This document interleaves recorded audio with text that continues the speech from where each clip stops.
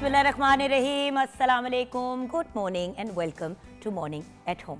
मैं हूँ आपकी मेज़बान जुगन काजिम और उम्मीद है कि आप एक पॉजिटिव मूड में होंगे। आज आपका मूड मज़ीद अच्छा करने के लिए मैं बात करूँगी नीसेस एंड नेफ्यूज़ की, यानी कि भांजे भांजियाँ, आपके जो बेसिकली भाई के बेटे या बहन के बच्चे जो होते हैं, या आगे से आपके हस्बैंड के या वाइफ के बहन या भाई के बच्चे होते हैं। देखिए व्यूअर्स, औलाद नो डाउट अल्लाह ताला की बहुत बड़ी नेमत है और हम सब की कोशिश ये होती है कि अपनी औलाद को बेहतरीन से बेहतरीन ज़िंदगी दें, उनको बेहतरीन एक लाइफ दें जिसमें ऑफ कोर्स जो हमारे बेसिक फ़राइज़ हैं वो तो हम पूरे करें, जिसमें तालीम है, जिसके अंदर सेहत के मामलात हैं, फिर उसके अलावा सर पे छत प्रोवाइड करना, तरबियत करना बच्चों की, तालीम, और उसके साथ साथ उनकी लाइफ और हेल्थ से रिलेटेड सब चीज़ों को देखना।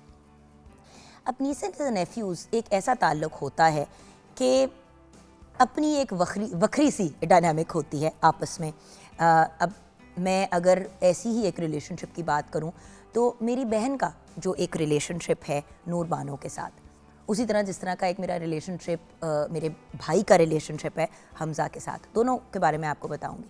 जब ऑब्वियसली हमज़ा पैदा हुआ और उसके बाद मेरी सेपरेशन हो गई और बेसिकली हमज़ा के पहले 6 इयर्स फादर फिगर वाली चीज़ तो मिसिंग थी। सो मेरे भाई ने वो रोल बड़ी खूबसूरती से अदा किया, असद ने, एंड उसकी वजह से जो मेरे बेटे हमज़ा की और मेरे भाई असद की जो एक बॉन्ड है, जो एक रिलेशनशिप है, वो बिल्कुल ही डिफरेंट सी है। मैं जब कभी ट्रैवल करती थी, कभी शूट्स वगैरह पे जाना होता था, हमज़ा को नहीं लेके जा सकती थी। एक दफ़ा ऐसा भी हुआ कि मुझे कनाडा जाना पड़ा and I couldn't take Hamza with me क्योंकि उसका वीज़ा शीज़ा का नहीं था मामला, तो मुझे जाना था कोई 10-12 दिनों के लिए। मुझे याद है मैं बहुत घबरा रही थी। तो मेरे भाई ने, जबकि भाई मामा के साथ रहते हैं, तो भाई मेरे शिफ्ट हुए मेरे घर और हमज़ा के साथ वो 12 दिन गुजारे। हर रोज़ ऑफिस जाने से पहले हमज़ा को स्कूल करना, फिर हमज़ा आ जाता था अपनी ट्यूशन वगैरह चीज़ें वगैरह करके, उसके बाद असद स्कूल ऑफिस से वापस आता था, उसको प्रॉपर टाइम देता था। तो हमज़ा का उसके मामू के साथ एक बहुत ही डिफरेंट सा और यूनिक सा ताल्लुक़ है। इसी तरह अगर मैं हसन को देखूं तो हर बच्चे की ना अपनी किसी एक बंदे से ज़्यादा अटैच। अब मैं हसन को देखूं तो हसन बहुत ज़्यादा अटैच्ड है टू ताया जान।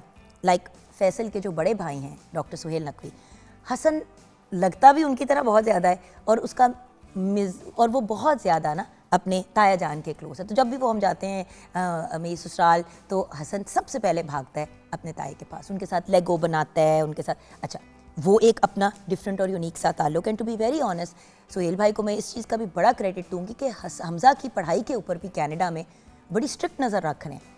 मैंने एक दफ़ा उनसे जाके कंप्लेन किया कोई साल पहले कि भाईजान मुझे नहीं समझ आ रही है हमज़ा क्या कर रहा है वहाँ पे, पढ़ाई पे उस तरह से कंसंट्रेट नहीं कर रहा और मुझे नहीं समझ आती कि मैं क्या करूँ। कहती तुम फिक्र ना करो, मैं उस पर नज़र रखूँगा। तो अब हर हफ्ते एक मैसेज हमज़ा को जाता है ताया जान का कि बेटा क्या अपडेट है, मुझे ज़रा बताओ ना। तो उसकी वजह से थोड़ा वो भी बंदे दा पुत्र बना हुआ है। सो ये जो बच्चे होते हैं, जो मैं अपने बच्चों का ही बता सकती हूँ कि मैंने उस पॉइंट ऑफ व्यू से क्या क्या चीज़ें देखी। एंड देन नूर बानो की अगर मैं बात करूँ तो नूर बानो के लिए तो उसकी खाला मामा, यानी कि मेरी जो बड़ी बहन है, वो ऐसे हैं कि जैसे जो मासी होती है, मासी, बल्कि नूर खाला को खाला मामा ही कहती है। और अक्सर जब कोई चीज़ हो तो जब मामा कहती है तो मैं और आपा दोनों जो है ना वो एकदम से वो मुतात हो जाते कि क्या मुझसे बात करिए या आपा से बात करिए। सो एक बच्चे का अपनी सगी माँ के अलावा किसी को माँ कहना, आपको पता है बच्चों के ताल्लुकात तो दिल के होते हैं और प्यार के होते हैं। वो जो खून का ताल्लुक होता है वो तो बाद में जाके बच्चों को पता चलता है। मैं बग़ैर किसी स्ट्रेस के ट्रैवल करती हूँ, काम करती हूँ। अब आगे अभी रमज़ान ट्रांसमिशन के लिए जाना है, तो आपको पता है बच्चे स्कूल में हैं, नूर भी और हसन भी, तो वो तो मेरे साथ नहीं जा सकते।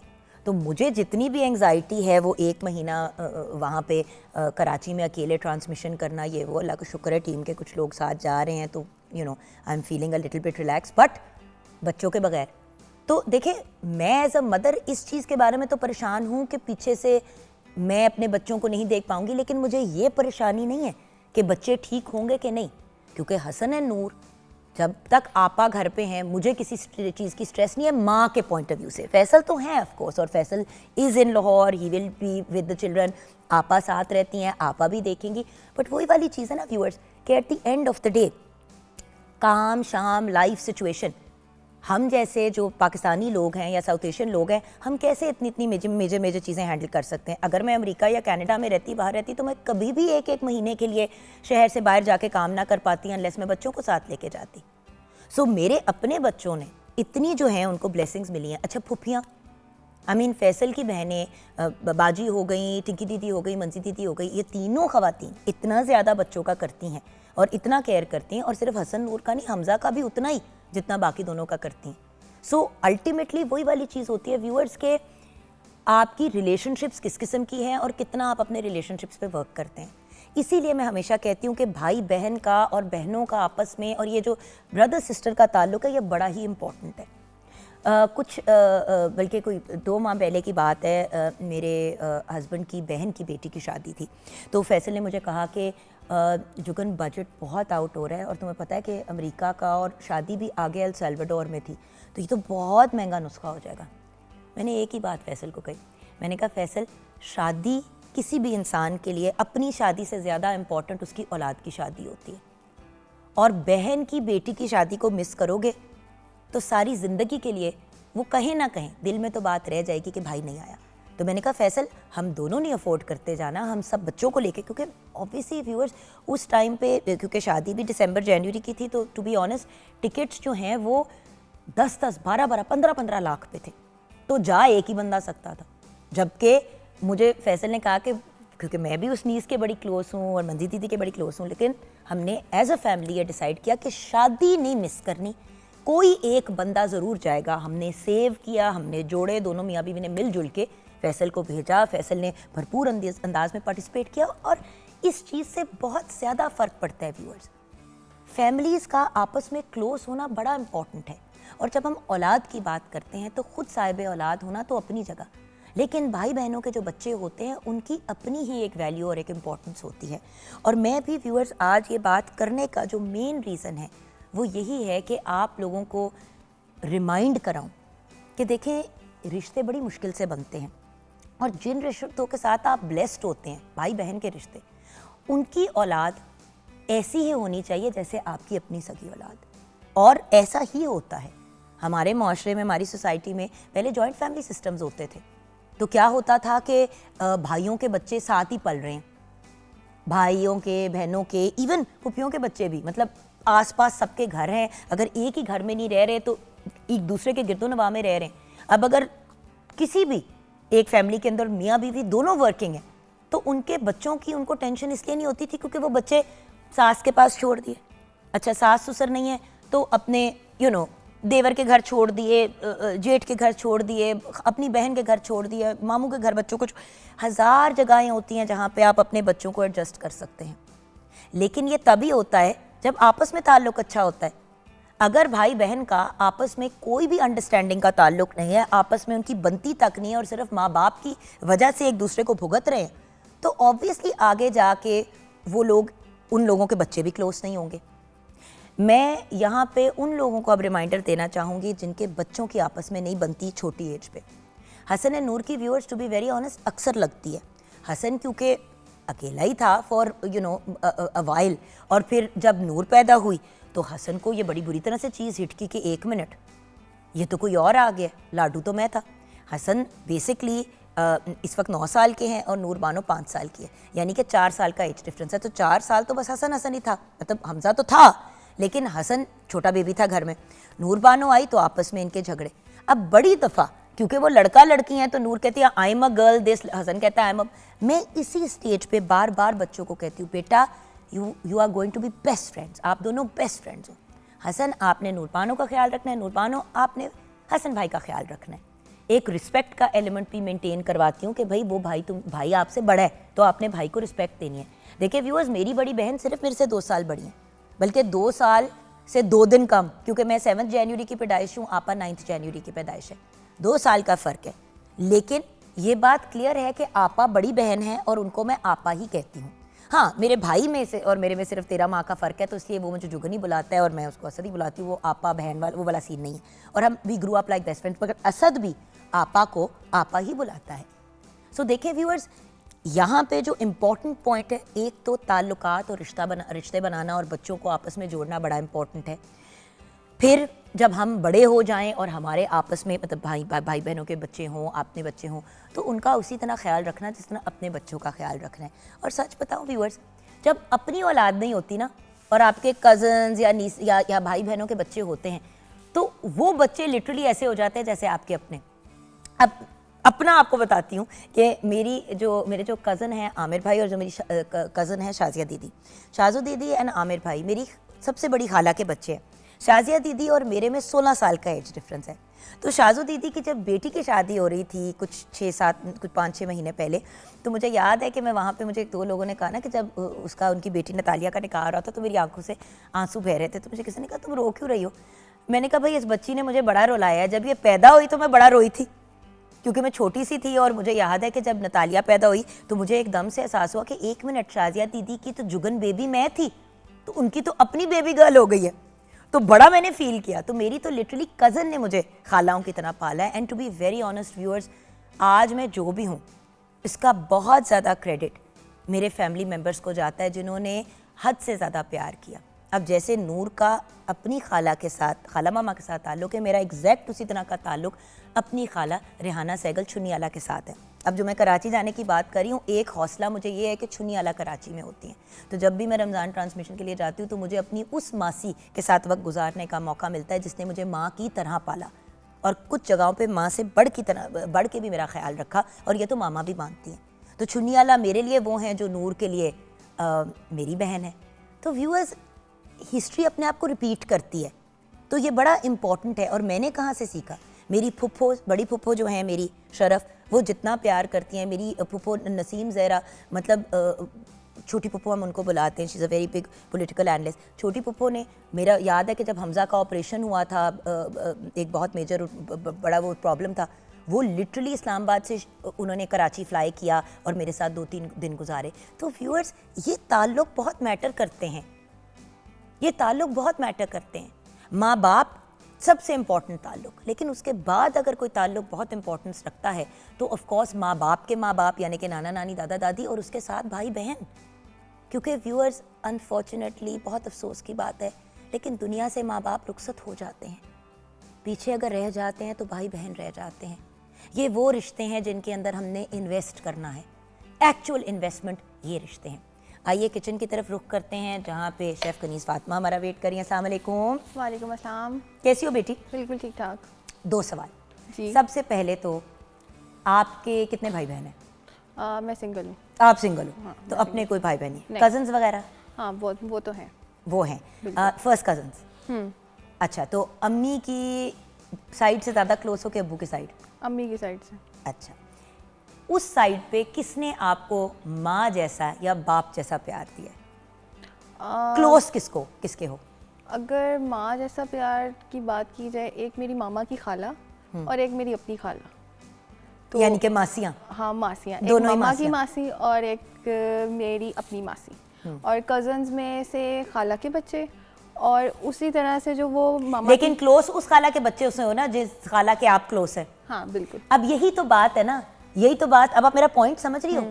इन रिश्तों पे इन्वेस्ट करना होता है बेटे। बिल्कुल। अब आज आपको आपकी खाला आपका बड़ा करती हैं, उनके बच्चे आपके क्लोज हैं, बिल्कुल। कल को इंशाल्लाह आपके जब बच्चे होंगे तो आपके बच्चों का वो कजन्स करेंगी जो आपकी बहनों की तरह है, बिल्कुल ऐसा ही है। और आप उनका करेंगी उनके बच्चों के केस में। बिल्कुल। तो ये बड़ा मैटर करता है।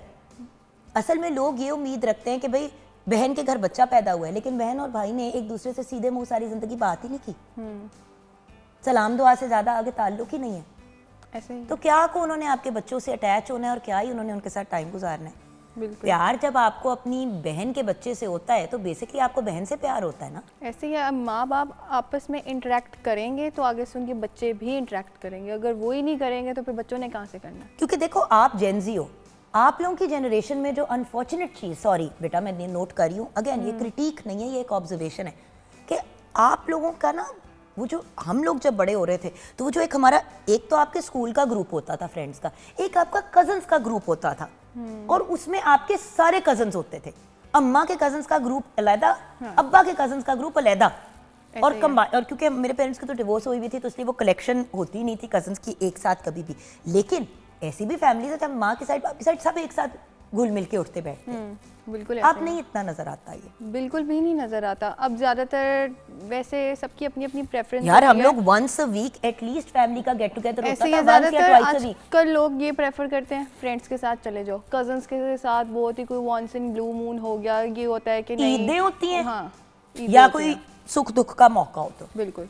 तो इस तरह कहाँ पे व्यूअर्स बॉन्डिंग होगी। यहाँ पे एक और चीज मैं पॉइंट आउट करूंगी व्यूअर्स, हमें हमारे कजन्स के साथ चिपकाता कौन था? अम्मा अब्बा।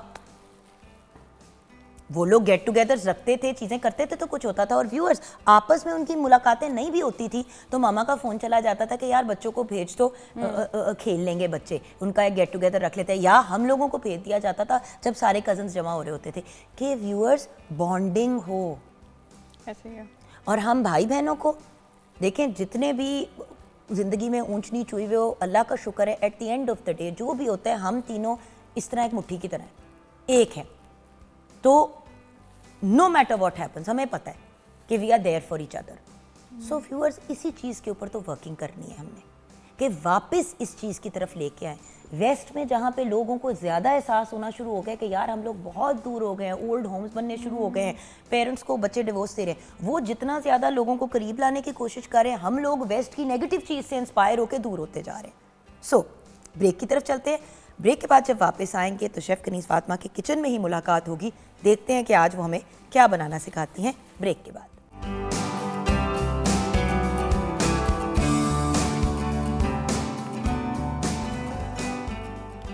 Welcome back from the break viewers. हम आ गए हैं शेफ़ कनीज़ फातिमा के किचन में और इनको तो बहुत ही ज़्यादा जल्दी है, रमज़ानुल मुबारक की कहती है। आप ही आज मैं फिर दो बड़े मज़े की रेसिपीज़ लेके आई हूँ। एक तो क्लासिक और दूसरी ऐसी जो उस वक्त मौके पे बड़ी दफ़ा होता है कि बंदा इफ्तार की तैयारी रह जाती है क्योंकि आप बाकी सब चीज़ों में बहुत ज़्यादा मसरूफ़ होते हैं। तो आप ये भी कर सकते हैं कि ये वाली जो आप एक रेसिपी राइस वाली बताने लगी हैं, आपको उसके साथ ना कोई फ्राई चीज़ बनाने की ज़रूरत है ना कुछ, वो वन पॉट डिश है। बिल्कुल ऐसा ही है। बिल्कुल। सो जो आज हम बनाने जा रहे हैं वो है चिकन शामी कबाब, जो मैं फ्राई कर रही हूँ। बिल्कुल, और chicken masala rice. Wow, very तो नाइस। जो आजकल बड़ी एक वायरल रेसिपी भी वायरल रेसिपी भी है चिकन मसाला राइस की। और जो चिकन मसाला राइस होते हैं like it's a kind of egg fried rice, but उसके अंदर क्या होता है, गरम मसाला। गरम मसाले की ज़रा क्वांटिटी उसमें ज़्यादा होता है और जो एक्चुअल फ्लेवर आ रहा होता है और एरोमा होता है वो गरम मसाले का होता है। बिल्कुल सही। अच्छा, यहाँ पे हमने अपने शामी कबाब जो हैं वो रखती हैं फ्राई होने के लिए, इसलिए क्योंकि आपको दिखाना चाह रही हूँ व्यूअर्स एक तो शेप कैसी, और ये आपको भी बताएंगे कि इतनी परफेक्ट शेप। मैं भी ज़रा कंफ्यूज हो गई, मैंने कहा ये तो बड़े ही तुमने परफेक्ट शामी कबाब बनाए हैं। एक तो शेप कैसे इस तरह की लेके आ रही है, दूसरी बात टूटे ना, इतना सा बिल्कुल ऑयल डालना है ब्राई ना। I have a tool for shami kebab. उसके अंदर आपने एक मतलब शामी कबाब का मटेरियल लिया, वो मैं लाना और दिखाना भूल गई। या ये भी कर सकते हैं, कर सकते हैं। ढक्कन है उसका, आपने इस तरह करके ये वो टूल कुछ इस तरह से है कि आपने उसके अंदर अपना सारा वो बैटर डाला, उसको प्रेस करते गए और उसके अंदर ना एक स्प्रिंग सा होता है, आपने उसको दबा के रखना होता है और जैसे आप उसको जोड़ते हो वो शामी कबाब की शेप निकल के बाहर। हाँ, और बहुत सस्ता मिलता है, ये नहीं है कि मतलब कि आपको कोई 8,000 10,000 का, it's very cheap. I guess so या नहीं, मतलब 1000 के अंदर 50 100 का आता है। तो शामी कबाब आप इस तरह भी बना सकते हैं अगर आपका हाथ उस तरह से नहीं मैनेज होता। तो पहले शामी कबाब की इंग्रेडिएंट्स बता दो, ठीक है, ताकि फिर हम अच्छा इधर मैंने क्या स्टार्ट करना है? इधर हमने स्टार्ट करने हैं चिकन मसाला राइस। ऑयल मैंने डाल दिया है, बस फ्लेम ऑन करनी है। बिल्कुल। और मुझे मेरा काम बता दो ताकि फिर आप पहले शामी की रेसिपी बता देना, उसके बाद हम चिकन डाल रहे हैं अभी से। हाँ, अभी से बिल्कुल ठीक है, क्योंकि हमने जरा डीफ्रोस्ट कम हुआ हुआ है तो तब तक मेरे बताते बताते हो जाएगा। बिल्कुल ठीक है, मैं इसके ऊपर ढक्कन भी दे देती हूँ ताकि वो ठीक है। तो शामी कबाब के जो हमें इंग्रेडिएंट्स चाहिए वो हैं चने की दाल 500 ग्राम, प्याज 1 अदद, पानी 5 से 6 कप, चिकन 1 किलो, सुरख मिर्च पाउडर 2 खाने के चम्मच, अदरक लहसुन पेस्ट 3 खाने के चम्मच, नमक हस्बे जायका, सूखा धनिया 1 खाने का चम्मच, जीरा 1 खाने का चम्मच, हरा धनिया 1/4 कप, पुदीना 1/4 कप, हरी मिर्च 5 अदद, गर्म मसाला 2 चाय के चम्मच, हल्दी पाउडर 1 चाय का चम्मच, अंडे 1 से 2 अदद, तेल फ्राई के लिए। अब इसमें आपने करना क्या है, आपने ये करना है जो चने की दाल है और जो चिकन है, चिकन की क्वांटिटी हमेशा चने की दाल से आपने ज़्यादा रखनी है और जो चने की दाल है वो हाफ़ रखनी है। और जितने आपको इंग्रेडिएंट्स बताए गए हैं उसमें आपने सब कुछ मसाले वगैरह, प्याज, अदरक लहसुन पेस्ट, हरी मिर्ची, ये सब कुछ आपने ऐड करके उसे पकने के लिए रख देना है और उतना पानी डालना है जितने में आपको पता हो कि इसके अंदर दाल चिकन दोनों चीज़ें गल जाएंगी। और उसके बाद आपने उसको अच्छे से, जब वो पानी उसका ड्राई होने लग जाएगा, उस पानी को आपने बहुत अच्छे ड्राई करना है, बिल्कुल भी उसके अंदर पानी नहीं रहना चाहिए। और उस दाल चिकन और वो जो सारा मिक्सचर है, अगर आपके पास चॉपर है तो चॉपर के अंदर आपने वो सारा कुछ शिफ्ट करना है। लास्ट पे आपने धनिया डालना है, धनिया डाल के उसको अच्छे से आपने ग्राइंड कर लेना है। जब वो बिल्कुल एक स्मूथ सा पेस्ट बन जाएगा, उसके बाद आपने उसको जो भी शेप देनी है, सर्कुलर, रेक्टेंगुलर, या अगर बच्चों के लिए कुछ कार्टून्स वगैरह वाले कुछ भी अगर आप करना चाह रहे हैं आप कर सकते हैं। तो ये है शामी कबाब की रेसिपी। और चिकन मसाला राइस। और एक और चीज़, शामी कबाब को आप मोस्टली अंडा वगैरह लगाते हैं जब भी आपने फ्राई करना होता है। उसका एक बहुत बेहतरीन हल है, हर दफ़ा के लिए अंडा जो आप अलहदा से फेंट के रखते हैं और उसके अंदर आप डिप करके देन आप उसको फ्राई करते हैं। जब उसका मिक्सचर रेडी हो जाए, 1 से 2 अदद अंडे आप उसी के अंदर मिक्स कर दें, उसको मिक्स कर दें और हाथों से अच्छे से आपका वो बिल्कुल इवनली उसके अंदर मिक्स हो जाए। और आपको हर दफ़ा एक एक शामी कबाब के लिए अंडा तोड़ के और उसे फेंटने की ज़रूरत नहीं पड़ेगी। ये आपके सामने है व्यूअर्स। बिल्कुल, आपको बिल्कुल लुक ऐसी ही आ रही होगी जिस तरह आपने अभी अभी अंडा लगाया और आप उसको फ्राई करें। क्योंकि ऐसे होता है कभी कभार आपने 2 भी फ्राई करने हो ना, तो आपको पहले अंडा फेंटना पड़ता है, बिल्कुल, वो बाकी का अंडा आपका वेस्ट जाता है मोस्टली। तो अगर अब हम चिकन मसाला राइस की बात करें, उसके लिए जो हमें इंग्रेडिएंट्स चाहिए, बट मैं ये दिखाना चाह रही हूँ व्यूअर्स को कि ये देखें, मैंने आपके सारे शामी कबाब इसलिए फ्लिप किए हैं ऑन एयर ही कि आप देखें कि टूटे नहीं हैं, बिल्कुल टूटे नहीं है और उसका हल्की आंच और कम ऑयल। हाँ, कलर और टेक्सचर एग्जैक्ट वही आ रहा है जो एक शामी कबाब को आप अंडा लगा के करते हैं। तो ये एक बहुत ईजी और एक बड़ी यूज़फुल सी टिप रहेगी आपके लिए। बिल्कुल सही है। उसके बाद जो हमें चिकन मसाला राइस के लिए जो इंग्रेडिएंट्स चाहिए वो होंगे चावल 1 किलो, तेल 1/4 कप, अंडे 4 अदद, शिमला मिर्च 2 कप, गाजर 2 कप, हरा प्याज 1 कप, नमक हस्बे जायका, काली मिर्च आधा खाने का चम्मच, सुरख मिर्च आधा खाने का चम्मच, गर्म मसाला 1 चाय का चम्मच, चिकन पाउडर 2 चाय के चम्मच, चिकन 1 किलो, soya sauce 1/4 cup, chilli sauce 1/4 cup, सिरका 2 खाने के चम्मच। बहुत इजी सी रेसिपी है। इसमें आपने ये करना है, ऑयल में आपने चिकन ऐड कर देनी है। चिकन ऐड करके इसके अंदर हम ऐड करेंगे नमक, इसमें जाएगा नमक बिल्कुल आपके टेस्ट के अकॉर्डिंगली, और दूसरा जाएगा काली मिर्च, ये 1 टीस्पून के इक्वल है। अभी आपने सिर्फ इतने ही स्पाइसेस ऐड करने हैं, और हल्का सा गरम मसाला।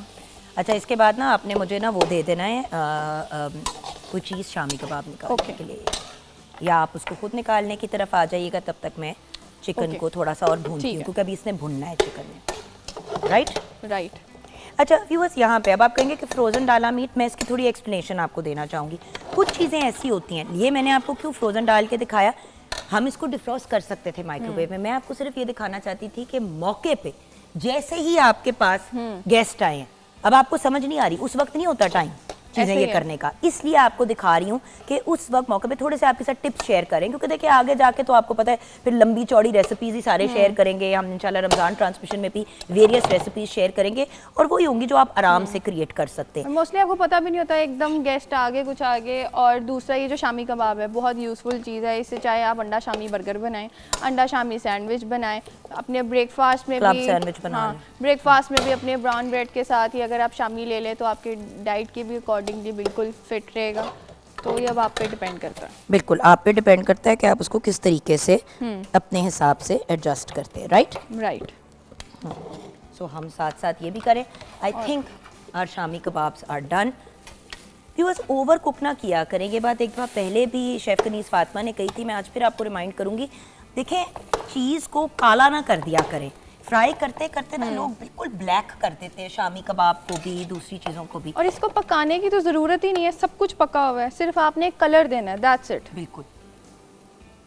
और आप ये देखिए कि शामी कबाब आपके सामने हम रख रहे हैं, ये नहीं है कि कोई हमने आपको कहा है कि जी आप मतलब टूटे भी नहीं है। बिल्कुल, उठाते उठाते आपसे अगर ब्रेक हो जाए तो वो एक मुख्तलिफ कहानी है, बट अदरवाइज हाँ बिल्कुल ठीक है। इसको अब आप केचप के साथ खाएं या अगर आपके पास कोई चटनी है उसके साथ खाएं, टोटली आपके टेस्ट पे डिपेंड करता है। शामी कबाब तो ऐसी चीज़ है, आप फ्राई करके रखें, आप उसको अगले सुबह आपको माइक्रोवेव भी कर सकते हैं अगर आपके पास टाइम नहीं है। बड़ी दफ़ा ऐसा होता था कि हम लोग शामी कबाब रेडी कर लेते थे रात को और नेक्स्ट डे फिर आपने उसको, ये देखें शामी कबाब बिल्कुल रेडी है। बिल्कुल रेडी है। यहाँ पे हम, अच्छा चिकन में आपने और क्या क्या मसाला जात डाल लें? चिकन में फ़िलहाल बस इतना ही डाल लें।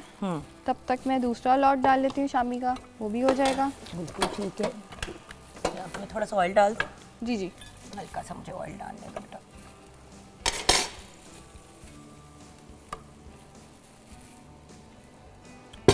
बट वही वाली बात है ना व्यूअर्स, इतना डालना है कि शैलो फ्राई करना है, डीप नहीं करना। डीप करेंगे तो आपकी वो शामी बिल्कुल ऑयल में जाके घुल जाएगी। बिल्कुल। और ये शामी वगैरह तो ऐसी चीज़ है कि आप किसी भी टाइम पे अपना लंच में खाएं, डिनर में खाएं या ब्रेकफास्ट में खाएं। बिल्कुल। तो ये आप पे डिपेंड करता है कि how you want to serve it and बिल्कुल when you want to serve it. अब यहाँ पे व्यूअर्स चिकन के बाद नेक्स्ट स्टेप्स क्या आएंगे हमारे? बिल्कुल ठीक है। हाँ जी। अच्छा मुझे ये बताइए कि जब खुद भी सोचती हो जी इन टर्म्स ऑफ, तो बेस्ट मेमोरी अपनी खाला के साथ क्या है? बहुत सारी ऐसी मेमोरीज हैं। मतलब क्या खाला रहती कहाँ है आपकी? वो सरगोदा में रहती है। अच्छा, तो मुलाकातें कम होती थी? अभी रिसेंटली हुई है। अच्छा। वो रिसेंटली मुलाकात हुई है उनसे। बहुत मतलब हम जब भी मिलते हैं, चाहे अगर हम कहीं बाहर जा रहे हैं या नहीं जा रहे, हम अपने घर में हमेशा एंजॉय वगैरह करते रहते हैं, आउटिंग्स वगैरह। और जब भी मिलते हैं और जब उनका या मैं उधर जाऊँ, हमारा जब जाने का टाइम आता है ना, तो खुद ब खुद ना मतलब एक रोने वाली शक्लें बनी होती हैं कि ऐसा क्यों हो रहा है, वो क्यों जा रही हैं या मैं क्यों जा रही हूँ, ये टाइम अभी इधर ही रुक जाए। बड़ी इस तरह से ना एक फीलिंग होती है। बिल्कुल सही। और यही तो हमारे रिश्ते और ताल्लुकात हैं जिनकी वजह से हमारी अटैचमेंट्स भी क्रिएट होती हैं और हमारे मामलात होते हैं। अच्छा अभी ऑब्वियसली चीज़ों को कुक होने में 2-4 लम्हे तो लगेंगे। प्रोसीजर बस मुझे बता दो। प्रोसीजर ये है कि ऑयल में जिस तरह आपने देखा चिकन डाल दिया, नमक, काले मिर्च, गरम मसाला ऐड किया है। ये जो वेजिटेबल्स हैं इसमें हमारे पास शिमला मिर्च है, गाजर है, बंद गोभी, आप इसमें इसको ऐड करेंगे। ऐड करने के बाद जो राइस हैं वो भी बॉयल्ड हैं, वो आपने डालने से पहले इसके अंदर soya sauce, chilli sauce, black pepper और गरम मसाला, ये सारी चीज़ें डाल के चावलों को डाल के आपने अच्छे से इन्हें टॉस करना है। और दूसरी तरफ अंडा फेंट के मैंने इसके अंदर फूड कलर डाला हुआ है। फूड कलर इसलिए डाला हुआ है कि एक अलग से जो अंडा होता है ना, वो प्रोमिनेंट होता है आपकी डिश में। अगर बिल्कुल ही उसको उसके एक्चुअल कलर में अगर आप फ्राई कर लो ना, तो वो उस तरह से ना प्रोमिनेंट नहीं होता। साथ ही साथ आपने क्या करना है, इसको क्रम्बल करके अपने राइस में ऐड करना है। राइस में ऐड करके लास्ट पे आपने हरा प्याज डालना है, उसको अच्छे से टॉस करना है and it's ready to eat. That's the thing ना, झटपट रेसिपीज़ की तरफ जाना चाहिए। अब जैसे कि हम अभी बात करें, अभी आपको शामी कबाब बनाने सिखाएंगे। शामी कबाब आपने उस दिन सर्व किए, साथ में बाकी आपने फ्राई कर ली। बिल्कुल। ये तो आपको मौके पे व्यूअर्स बना के दिखाएं, राइट? बेसिकली तो shami kebab is one of the easiest recipes to make if you know what you are doing. अच्छा अब यहाँ पे नेक्स्ट स्टेप्स क्या हैं? नेक्स्ट स्टेप्स में हम ये वेजेस डाल दिए। बिल्कुल ठीक है।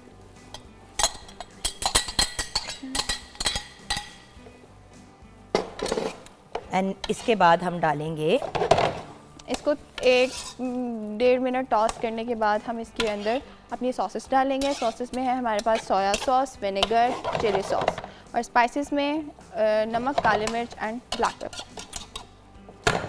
बिल्कुल सही। यहाँ पे हम जाएंगे ब्रेक की तरफ व्यूअर्स। ब्रेक के बाद जब हम वापस आएंगे तो ज़ैनब गोंदल हमारे साथ होंगी। आज ज़ैनब से हमने डिस्कशन करनी है, औलाद की हमने बात की व्यूअर्स, और इतना हमने बात की कि बच्चों का and all of that. Actually आज हम बात करेंगे प्रेगनेंसी में ख़वातीन को क्या खुराक लेनी चाहिए। व्यूअर्स ये एक बहुत ही अनफॉर्चुनेट बात है कि हम लोग बस ये सोचते हैं कि 2 लोगों के लिए खाना है, बिल्कुल, बट ये नहीं रियलाइज़ करते हैं कि क्या खाना है और 2 लोगों के लिए नहीं खाना।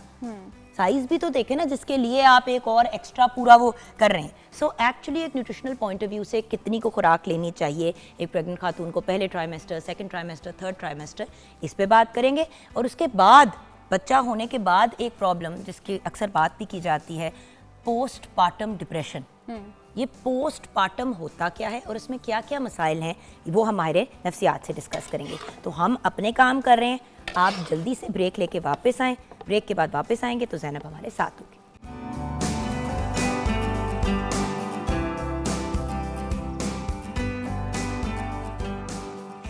Welcome back from the break viewers.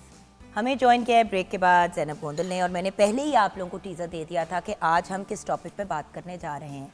हम बात कर रहे हैं प्रेगनेंसी में किस किस्म की खुराक लेनी चाहिए। प्री प्रेगनेंसी हमने एक दफ़ा पहले भी प्रोग्राम में आप लोगों के साथ शेयर किया था कि फॉलिक एसिड और वेरियस चीज़ें आपको लेनी चाहिए, लेकिन ड्यूरिंग प्रेगनेंसी पहला समय ट्राइमेस्टर तो सच्ची बात है व्यूअर 6 वीक्स 8 वीक्स पे ही आपको कहीं जाके पता चलता है that you are expecting, unless plan pregnancy हो या कोई इस किस्म का मामला हो। तो पहला ट्राइमेस्टर तो फिर भी इतना वो उसमें और भी मसाइल होते हैं, but second and third trimester में क्या खुराक लें। अक्सर ख़वातीन मेरी तरह, जैसे मेरे साथ भी हुआ, इतना ज़्यादा वेट गेन हो जाता है कि बाद में फिर उसको उतारना मुश्किल हो जाता है। कुछ ख़वातीन का इतना कम वज़न चढ़ता है कि फिर उनका बच्चा भी लो बर्थ रेट का पैदा होता है, लो बर्थ वेट का। तो इस वजह से हर एंगल से एहतियात करनी ज़रूरी है, क्योंकि एक जान एक और जान अपनी कोख में कैरी कर रही है। अस्सलाम वालेकुम ज़ैनब। वालेकुम अस्सलाम। वैसे you are not a mother but you are a masi. Yes.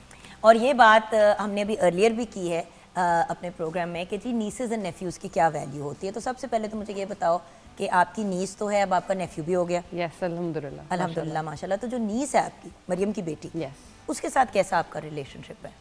उसके साथ बस ऐसा रिलेशनशिप है नूर और खाला मामा वाला। हाँ, कि वो अपनी माँ को कम लिफ्ट करा रही है और वो मेरे साथ ज़्यादा है। जैसे मैं काम पे हूँ, बाहर निकली हुई हूँ, फॉर एग्जाम्पल घर जाते ही उसको ये कंसर्न नहीं है कि मैं कितना थक के आई हूँ या मैं क्या करके आई हूँ। उसका पहले ही चीज़ ये है कि उसने मुझे हग करना है, और उसके बाद शी नीड्स एन आवर और 2 कि वो सिर्फ उसके हों, जिसमें वो मुझे किसेस करेगी, मुझे हग करेगी, मेरे से प्यार करेगी और मुझे सारे दिन की स्टोरीज अपनी सुनाएगी। ऑल्दो मुझे समझ आ रही है नहीं आ रही, लेकिन वो सुना रही है। उसे लग रहा है कि ये, और फिर अगर मैंने किसी और से बात कर दी है तो ये मेरा गुनाह है कि मैंने उसके टाइम में से किसी और को टाइम दे दिया, और वो लड़ाई हो जाएगी फिर हमारी। शी मेरा मुंह पकड़ के मामा लिसन कि मेरी बात सुनो बस। आपको भी मामा कहती हाँ। है। अब वही तो बात है ना खाला, अब यही वाली बात अभी किचन में हो रही थी। बाय द वे खालाज एंड फुफ्फोस, यस, दोनों को मैं कहूँगी, बिकॉज अगेन बड़ी फुफ्फो का जो मेरी ज़िंदगी में एक इम्पोर्टेंस और वैल्यू रही, मेरी सारी फुफ्फियाँ, और माशाल्लाह 6 है मेरी फुफ्फियाँ माशाल्लाह, यू नो, नन्नी फुफ्फो, मीना फुफ्फो, बड़ी फुफ्फो, छोटी फुफ्फो, बबली फुफ्फो, मट्टू फुफ्फो। हाँ। असल नाम उनके कुछ और है, लेकिन पंजाबियों के नाम ही ऐसे होते हैं सारी जिंदगी। कुछ के नाम मुझे जेन्युइन वाले आते हैं, कुछ के नहीं आते। छोटी फुफ्फो का आता है क्योंकि वो नसीम ज़हरा है, वो पॉलिटिकल एनालिस्ट है और नाम वैसे ही सबको, तो इसलिए मुझे पता है। बड़ी फुफ्फो का नाम शरफ है, बाकियों के कसम से याद ही नहीं होते। और अब्बा का नाम कुक्कू था, उनको अब्बास एक्चुअली अब्बा का नाम था, बट कुक्कू बुलाते थे सब घर पे। और मेरे जो चचा हैं खुर्शीद, उनको मुन्ना बुलाते थे। अब मुन्ने चाचू की जो वाइफ है गजाला चाची, उनके साथ उसी किस्म की अटैचमेंट थी जिस तरह से अपनी फुफ्फियों के साथ। तो ये रिश्ते बहुत मैटर करते हैं। ट्रू, ऐसे ही है। अच्छा, अब यही रिश्ते बहुत टेंशन में आते हैं जब कोई घर का बंदा, जैसे कि your sister was also expecting, और जो वो प्रेगनेंसी का पीरियड होता है, देखिए डिलीवरी में तो इंसान लिटरली जिंदगी और मौत के बीच में होता है, ऐसे ही। लेकिन इवन वो जो 9 महीने प्रेगनेंसी के होते हैं, उसमें एक और जान आपके अंदर बन रही है। एग्जैक्टली। और मैं तो हमेशा हर बंदे से ये रिक्वेस्ट करती हूँ, चाहे आपका उस प्रेग्नेंट औरत से कोई भी रिश्ता है, चाहे वो दोस्ती का है, माँ का है, बहन का है, बेटी का है, भाई का है, कुछ भी है, आपको अगर पता है ना कि ये औरत एक्सपेक्ट कर रही है, तो उसके वो 9 माह उसकी ज़िंदगी के खूबसूरत तरीन 9 माह बनाने की कोशिश करें। अब मैं इस चीज़ में नहीं कह रही कि डेली आप गिफ्ट्स दो, आप कहीं आउटिंग पे ही लेके जाओ, नहीं, आप अपनी केयर ही दे देते हो ना अगले बंदे को, यही उसके लिए बहुत मैटर कर रहा होता है। उसको किसी चीज़ की ज़रूरत है, आप उसको वो प्रोवाइड कर दो, आप उसको साथ मिल के बैठ के बात कर लो ना, वही ज़रूरी है। हम हमेशा पोस्टमार्टम डिप्रेशन की तो बात करते हैं, हम कभी भी जो हमारी प्रेगनेंसी में डिप्रेशन हो रहा होता है उसकी बात नहीं कर रहे होते। एक्चुअली ब्रेक के बाद अभी जब आप नेक्स्ट सेगमेंट स्टार्ट होगा तो डॉक्टर साहिबा को इसी पॉइंट ऑफ व्यू से हमने इनवाइट किया प्रोग्राम पे कि वो हमें गाइड करें कि during pregnancy and after pregnancy जो डिप्रेशन होती है या जो आपके हालत ख़राब हो रही होती है, अच्छा इसका एक्चुअली जो प्रेगनेंसी के दौरान मसाइल होते हैं उसका बहुत ज़्यादा ताल्लुक आपकी न्यूट्रिशन, आपके हार्मोन्स और आपकी खुराक से। बिल्कुल, आपकी इन्वायरमेंट और आपका खाना, ये दोनों तो मेन फैक्टर्स हैं आपके लिए। आप अगर मैं ये कहूँ कि आप खाते चले जाओ, जो स्ट्रेस ईटिंग लोग करते हैं, जिसमें अगर थोड़ा सा भी स्ट्रेस हुआ, डॉक्टर ने कुछ कह दिया, घर पे कोई बात हो गई और बस खाते चले जा रहे हो, क्या खा रहे हो ये भी नहीं पता, कितना खा रहे हो ये भी नहीं पता। और एक इतना खूबसूरत मिसकंसेप्शन है दो लोगों का खाना खाना। भाई दो लोगों का खाना नहीं खाना, नहीं खाना, third month, even third trimester में, Yes. 9th मंथ में भी आपने उतना नहीं खाना जितना बंदा 2 इंसान के लिए खाता है। ट्रू। आपको इतनी कैलोरीज चाहिए ही नहीं, अगर आप उस बच्चे को इतनी कैलोरीज नहीं चाहिए। True. इतना सा तो वो इतनी इतनी मतलब बच्चा जाके बच्चा प्रॉपर बनता है आपके 6 माह के बाद हम उसको खाना खिला रहे हैं मतलब बड़ा साइज Yes. बच्चे का तब होना शुरू हाँ. होता है। पहले तो बच्चा डेवलप हो रहा है, आहिस्ता आहिस्ता आहिस्ता थोड़ा थोड़ा थोड़ा, इतना सा तो बेबी होता है बाय द, Exactly. उसके बाद जाके स्पीड पकड़ता है लास्ट अच्छा फर्स्ट ट्राइमेस्टर। फर्स्ट ट्राइमेस्टर में तो मोस्टली प्लीज ना अपनी बेटियों को, बहनों को, बहुओं को प्रेशराइज करें कि ये खाओ ये खाओ ये खाओ, क्योंकि इतनी मतली हो रही होती है, इतना नौजिया वॉमिटिंग हो रही होती कुछ है। लोग लकी होते हैं, उनको नहीं होता नौजिया, बट बात ये है कि नौजिया नहीं है तो कुछ और है। मॉर्निंग सिकनेस बहुत सारे मतलब लोगों को हो रही 3 होती है। महीने आपके टफ ही गुजरते हैं। ट्रू। तो उन 3 महीनों को बजाय इस चीज से आप टफ करो कि ये खाओ ये खाओ ये खाओ। और इवन मैंने बहुत सारे घरों में ही देखा है, देसी घी जो है ना वो इतना ज्यादा इनकॉर्पोरेट डाइट में करना शुरू कर दिया जाता है, जो एक अच्छी चीज है, लेकिन इनकॉर्पोरेट इसलिए किया जाता है कि जी आपकी नॉर्मल डिलीवरी होगी देसी घी की एक्सेस से। देसी घी उस लड़की ने जिंदगी में पहले कभी इतना नहीं खाया हुआ, आपने एकदम से उसको खिलाना शुरू कर दिया, उसका स्टमक अपसेट हो जाएगा। जो उसने कोई और हेल्दी चीज खानी थी वो भी उसको वॉमिट होनी शुरू हो जाएगी। आप इस चीज को समझो कि उसका किस चीज पे दिल कर रहा है। अगर फॉर एग्जाम्पल उसका दिल कर रहा है कि वो जो है वो मिल्क शेक पिए, तो आप उसको मिल्क शेक बना दो। क्योंकि देखिए हर बंदे की बॉडी मुख्तलिफ है। Yes. कुछ खवातीन होंगी उनको बिल्कुल वेट नहीं चढ़ेगा फर्स्ट ट्राइमेस्टर में, कुछ का बहुत वेट बढ़ेगा, कुछ का वजन गिरेगा, यस। कुछ को मॉर्निंग सिकनेस होगी, कुछ को नहीं होगी। हाँ। आपकी बॉडी पे डिपेंड करता है। और ऑनेस्टली व्यूअर्स, हर बंदा जो है ना वो अपनी कहानी सुना के दूसरे बंदे को डिस्टर्ब कर रहा है। यस, प्लीज ये बंद कर दें। अच्छी बातें लोगों के साथ शेयर किया करें, किसी बीमार को बीमारी ना सुनाया करें। मुझे तो कभी नौजिया नहीं हुआ, पता नहीं तुम्हें क्यों नौजिया होता है। अच्छा, मुझे तो अपनी प्रेगनेंसी के लास्ट डे तक वॉमिटिंग होती है। हाँ। लेकिन वेट भी मेरा बड़ा गेन होता है इसीलिए, बट क्योंकि मुझे एडीमा और वाटर रिटेंशन बहुत होती है, तो बेबी होने के फौरन बाद बेबी का वेट तो उतरा। पहले हफ्ते 10 के अंदर मेरे कोई 10-15 पाउंड तो वैसे ही वेट पानी के उतर जाते थे। उसके बाद फिर मेरा नॉर्मल वेट जो है वो रिड्यूस होना शुरू करता था। एंड मुझे सबसे बड़ा प्रॉब्लम यही हुआ अपनी हसन और नूर की प्रेगनेंसी में, दोनों में इतना वजन चढ़ गया। Yes. देखो 10 किलो 15 किलो उतारना आसान है, बिल्कुल 35-40 किलो उतारना एक बहुत बड़ा अजाब होता है। 40 किलो का तो पूरा एक और इंसान होता है। एग्जैक्टली। अच्छा, फर्स्ट ट्राइमेस्टर में ना एज सच आपको कुछ भी ऐड ऑन करने की जरूरत नहीं होती। आप जाहिर है गायनोकोलॉजिस्ट के पास जा रहे हो, वो और आपकी वो आपको डाइट लिख के में देगी क्या-क्या। एग्जैक्टली वो आपकी डाइट में जो है वो सप्लीमेंट्स ऐड करेगी, जिसके अंदर फॉलिक एसिड भी होगा, जिसके अंदर आपको आयरन के सप्लीमेंट्स भी देगी। अब ये आपने जो बर्थ डिफेक्ट्स आ रहे होते हैं या न्यूरल डिफेक्ट्स आ रहे होते हैं बच्चों में, आपने उसको ट्रीट करने के लिए ये ज़रूर ज़रूर ज़रूर लेने हैं। मेरे पास चंद ऐसी लड़कियां भी आई हैं जो कहती हैं हाँ वो लिख देती हैं लेकिन हमने कभी खाए नहीं है।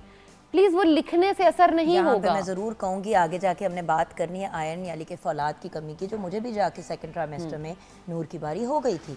और होता ही है कि अगर वो आपको आयरन के कैप्सूल देते हैं तो अक्सर लोग वो नहीं लेते। कॉन्स्टिपेशन हो रही होती है, इस वजह से भी वो नहीं लेते। दूसरा वो कहते हैं कि जी हमारा दिल खराब होता है, इसलिए आप अपने डॉक्टर के साथ ऐसा रिलेशन बनाओ कि आप उसके साथ डिस्कशन में रहो। देखिए, मैं हमेशा एक बात करती हूँ व्यूअर्स, अगर आप स्मोकर हैं डॉक्टर को बताएं, अगर आपको ब्लड प्रेशर का इशू रहा है आप डॉक्टर को बताएं, अगर आपकी कोई ऐसी आदतें हैं, जैसे कुछ लोग होते हैं वो उनको नेल बाइटिंग की आदत होती है, बताएं डॉक्टर को, क्योंकि अब आप प्रेग्नेंट हैं, आपके सिस्टम में जो भी आप अपनी ज्यादती कर रहे हैं वो तो बच्चे के साथ भी हो रही है। True. So you have to tell the doctor. अच्छा, जुकाम खांसी होगी, पूछे बगैर एंटीबायोटिक ले हाँ लेंगे। जी। आपने please viewers, once you are pregnant, कोई भी मेडिसिन इवन पैरासिटामोल लेने से पहले अपने डॉक्टर से रुजू करना है। बिल्कुल। कुछ लोगों को नहीं अलाउड होता प्रेगनेंसी में, बहुत से लोगों को होता भी है। बिल्कुल।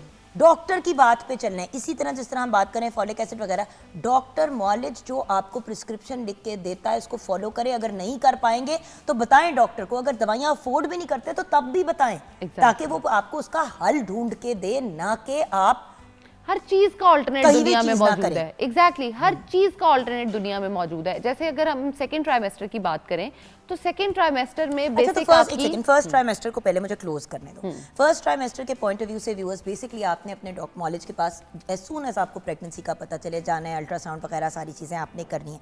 उसके अलावा इस दौरान आपको कोई ख़ास एहतियात नहीं करनी है। बट यहाँ पे मैं चाय कॉफ़ी वगैरह का पूछना चाहूँगी, और फर्स्ट ट्राइमेस्टर में कौन सी चीज़ें अवॉइड करनी चाहिए, उसके बाद मैं आऊँगी सेकंड की तरफ। चाय, कॉफ़ी, सॉफ्ट ड्रिंक्स, आपकी चॉकलेट्स, आपका मीठा जितना भी जिसमें कोको या आपकी चॉकलेट्स एडेड हैं, आपने उनको रिड्यूस करना है। उसका रीज़न ये है कि कैफ़ीन की अमाउंट बहुत ज़्यादा जो आप ले लेते हो वो आपकी बॉडी में कैल्शियम की एब्जॉर्प्शन नहीं होने देती। अब कैल्शियम आपके लिए भी ज़रूरी है और आपके बच्चे के लिए तो ऑफ कोर्स उससे भी ज़्यादा ज़रूरी है। उसकी हड्डियाँ बननी है, उसका ब्रेन डेवलप होना है, सब कुछ होना है।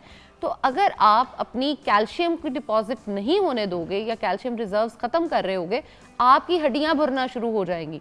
बच्चे ने ये चीज़ अंडरस्टैंड करें, चाहे वो फर्स्ट ट्राइमेस्टर है, सेकेंड है, थर्ड है, बच्चे को जो चीज़ चाहिए अगर आप उसको खाने से या अपनी गोलियों से उसको वो पूरा नहीं करोगे, वो आपकी बॉडी में से उतारेगा और ले लेगा। आप पे डिपेंड करता है कि आपने अपने आप को पूरा करना है या नहीं करना। अगर आप बाहर से प्रोवाइड नहीं करोगे तो वो खाना शुरू कर लेगा, आपकी हड्डियों से, आपके ब्लड से हर चीज़ वो एब्जॉर्ब करेगा और लेता चला जाएगा।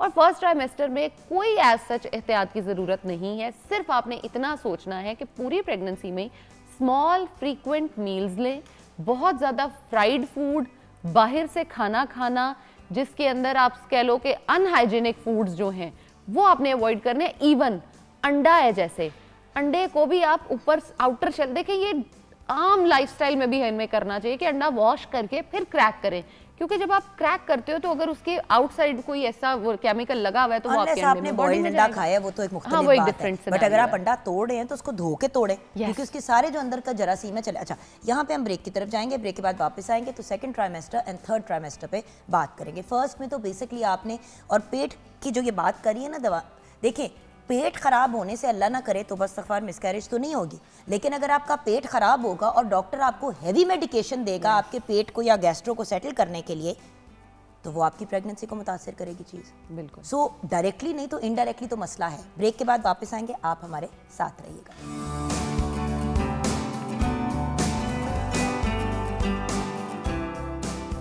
Welcome back from the break viewers. हमारे साथ है nutritionist, dietitian and food technologist Zainab Kondal. हमने फर्स्ट ट्राइमेस्टर ऑफ प्रेगनेंसी की बात की और बेसिकली ये अंडरस्टैंड किया कि उस स्टेज पे तो एज सच आपको एक्स्ट्रा ज़्यादा कैलोरीज की ज़रूरत नहीं है। हाँ, अच्छी न्यूट्रिशन की ज़रूरत है, लेकिन उतनी ही अच्छी जितनी डे टू डे लाइफ में, प्लस जो भी आपको डॉक्टर न्यूट्रिशनल सप्लीमेंट्स और चीज़ें दे। देसी घी, पंजीरियाँ, ये स्टेज नहीं है। Yes, right. तो बिल्कुल।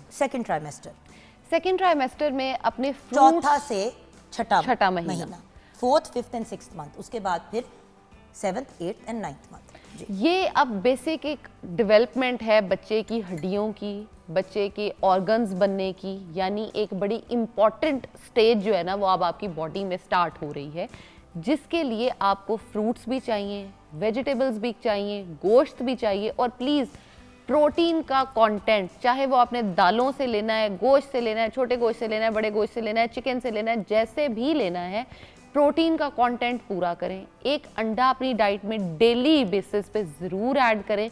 उसके अलावा रोटी चावल का जो कॉन्सेप्ट लोग बिल्कुल बंद कर देते हैं, मुझे तो समझ नहीं आ रही कि लोगों को प्रेगनेंसी में, मेरे पास इतनी पेशेंट्स आ रही हैं जो आके कह रही हैं हमें वेट लॉस करा दो। अच्छा, मैं एक बात बताऊं, आई टेल यू व्हाई।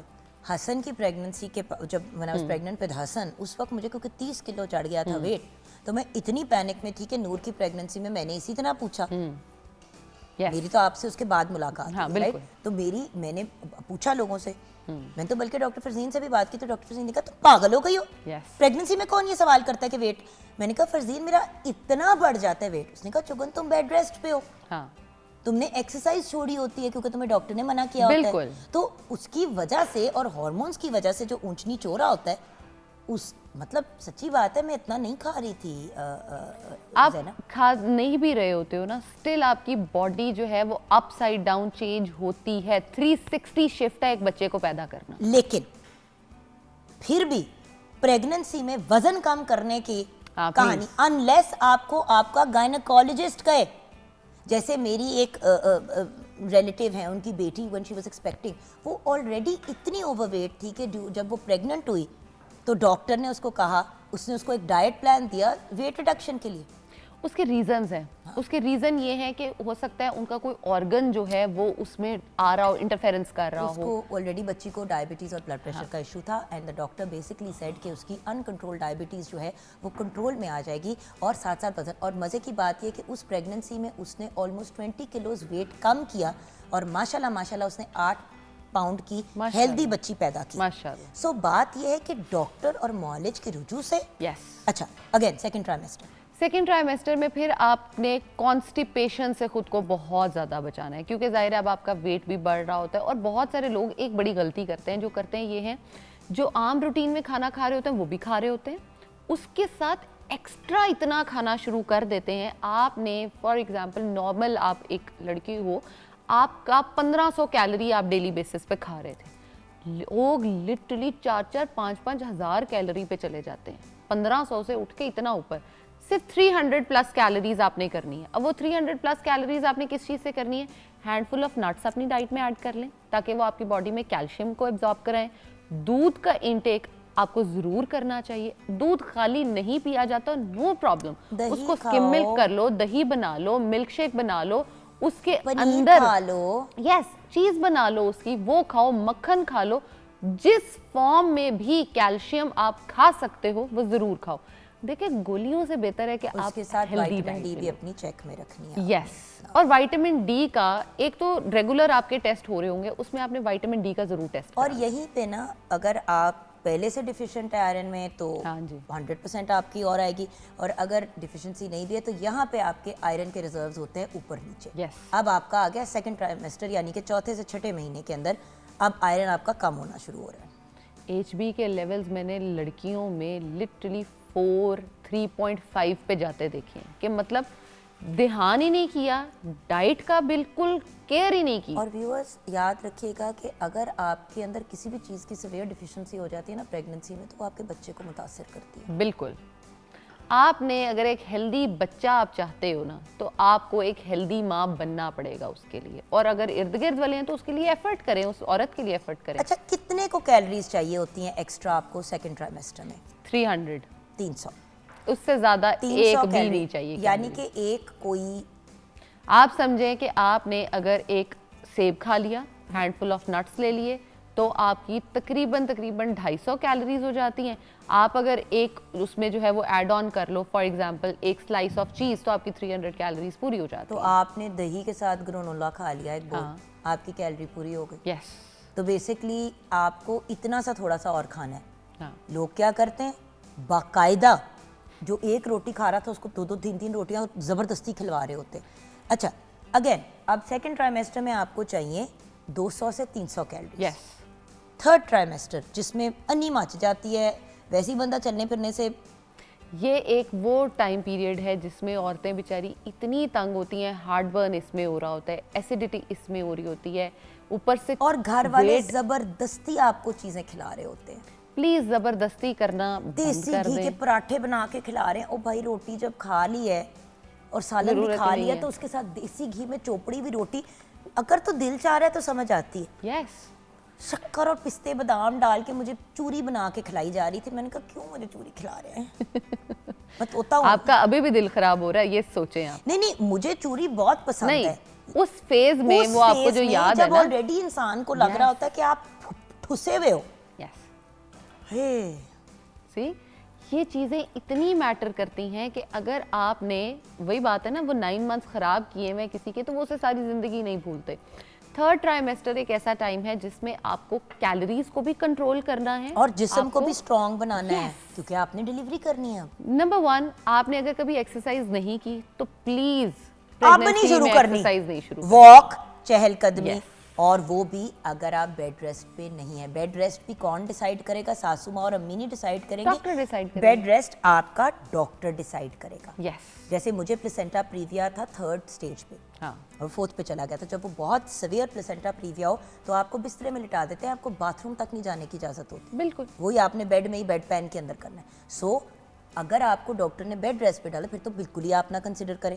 लेकिन अगर आप नॉर्मली एक्सरसाइज करते हैं तो आप पूरी प्रेगनेंसी में वर्कआउट कर सकते हैं डॉक्टर से इजाज़त के साथ, और अपने ट्रेनर या जो भी आप करते हैं प्रेगनेंसी को मद्देनजर रखते हुए। ट्रू। एब्स की एक्सरसाइजेस ना करें, क्रंचेस ना करें, एब्डोमिनल एरिया के ऊपर ज़्यादा प्रेशर ना वही डालें। बात है, अगर कभी नहीं किया तो अब मत करें, कर रहे हैं तो उसी में जारी रखें। लेकिन अगर इंटेंसिटी जैसे वेट लिफ्टिंग की और वो बहुत ज़्यादा है तो उसको कम कर लें। जान, मैंने इतने लोग देखे हैं जिन्होंने प्रॉपर वेट लिफ्टिंग किया ड्यूरिंग प्रेगनेंसी, लेकिन क्योंकि वो ऑलरेडी कर रहे थे, बिल्कुल, बॉडी ऑलरेडी आदी थी, ट्रेन थे वो। हाँ। आपने अगर कर रहे हो तो वेल एंड गुड, जरूर ये करें। जो बात है ना, वजन नहीं उठाना, ये नहीं करना, वो नहीं करना, ये viewers पुराने वक्तों की बात है। दे डोंट रियली, एहतियात ज़रूर करें।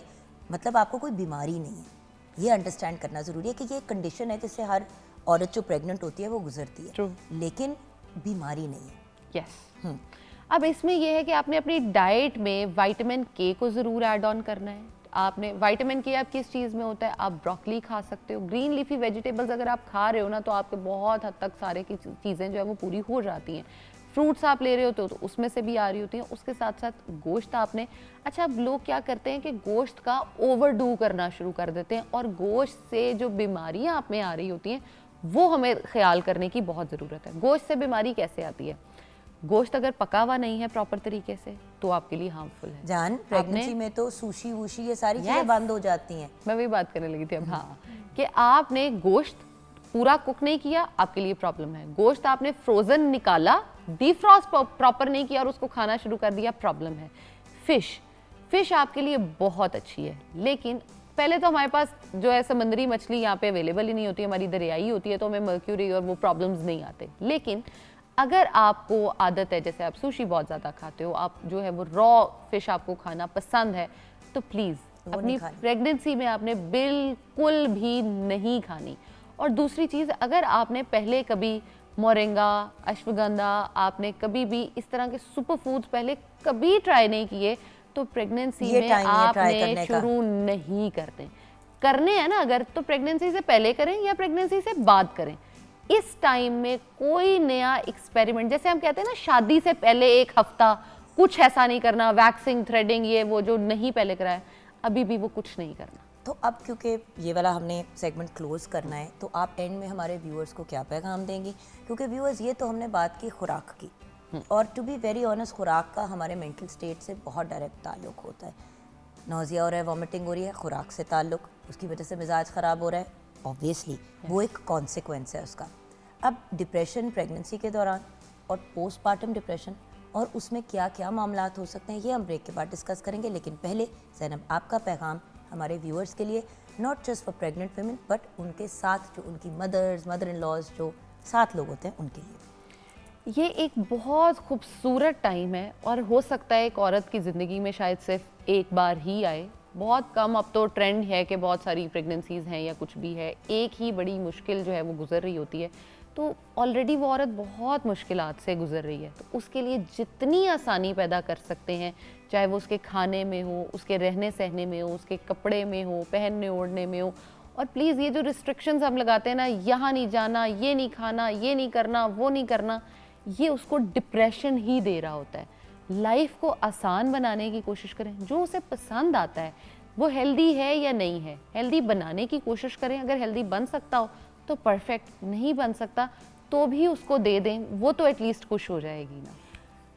और व्यूअर्स, यहाँ पे ब्रेक लेने से पहले एक रिमाइंडर ज़रूर दूंगी। 2 एक्सट्रीम्स होती हैं हमारे यहाँ, या तो खिला खिला के झल्ला कर देते हैं अगले को, या फिर ये ताने मार मार के कि तुम पहली औरत हो जिसका बच्चा हो रहा है, ड्रामे क्यों कर रही हो, ये लो जी सारा दूध तुमने ही पी लिया।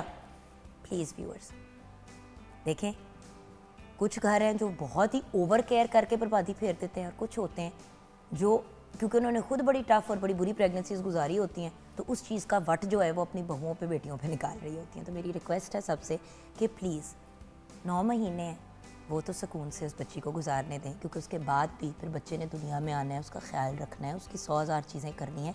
न्यू मदर्स के अपने 1000 मसाइल होते हैं। So be kind and be gentle and be generous as well. छोटी सी ब्रेक के बाद वापस आएंगे, आप हमारे साथ रहिएगा।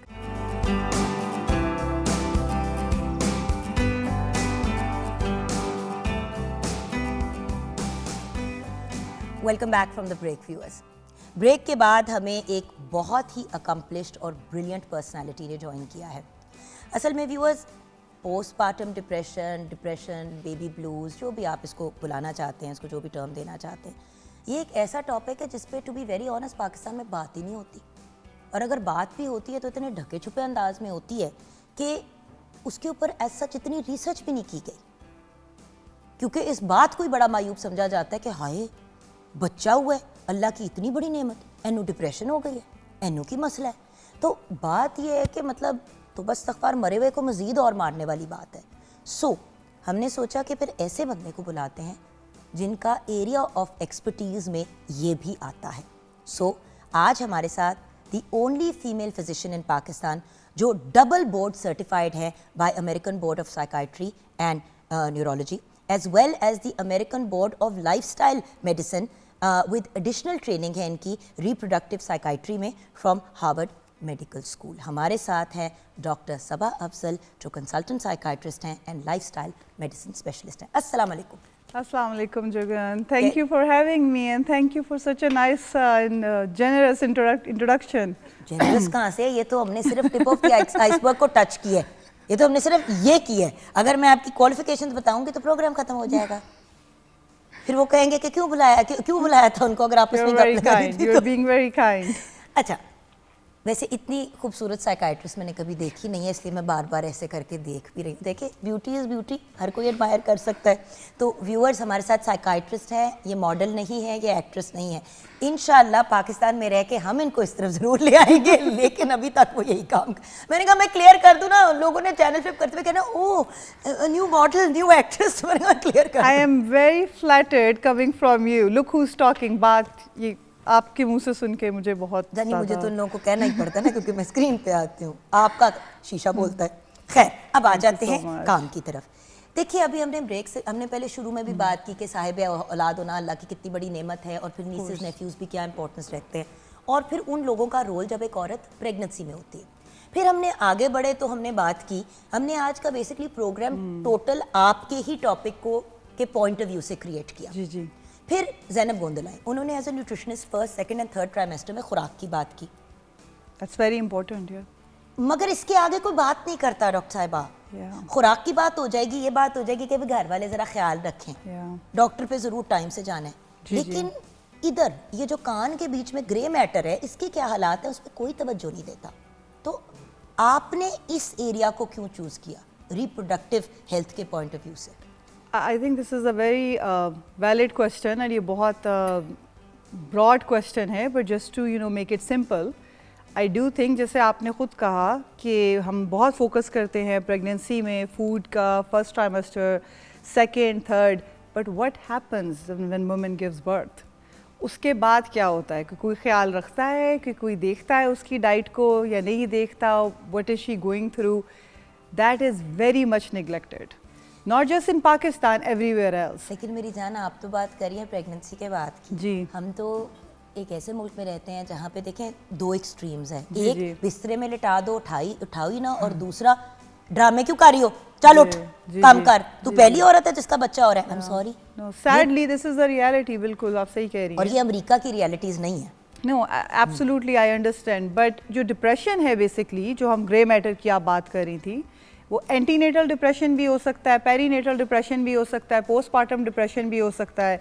आई am not going to compliment this, just complicate this, just बहुत सिंपली इसको डिस्क्राइब करने के लिए, जो पोस्टपार्टम डिप्रेशन है वो होता है चाइल्ड बर्थ के बाद, बच्चा पैदा होने के बाद, बच्चा पैदा होने के बाद। पोस्टपार्टम जो पेरीपार्टम है वो आपको प्रेगनेंसी में स्टार्ट हो सकता है। And I will tell you the common mistake that I see, 75% of the women जिनको पोस्टपार्टम डिप्रेशन है, उनको एक्चुअली डिप्रेशन प्रेगनेंसी में स्टार्ट हो चुका है बट उनको हेल्प नहीं मिलती। क्योंकि जान ये एक बात हम बचपन से सुनते आ रहे हैं कि प्रेगनेंसी में दवाई नहीं लेनी। तो अगर डिप्रेशन है तो डॉक्टर टॉक थेरेपी के बाद अगर दवाई देनी पड़ी तो खवातीन उस दवाई की प्रिस्क्रिप्शन से डर के नहीं आती इस तरफ, लेकिन हम दवाइयों और इलाज की तरफ बाद में जाएं। जी। पहले मैम ये बताइए कि अगर हम ड्यूरिंग प्रेगनेंसी एंड प्रेगनेंसी दोनों को कंबाइन करके बात करें, क्योंकि आपने कहा 75% तो वहाँ शुरू होता है, वहाँ से स्टार्ट होता है, पहले से स्टार्ट होता है, जो बाद में लिंगर ऑन करता है। मैम होता क्यों है?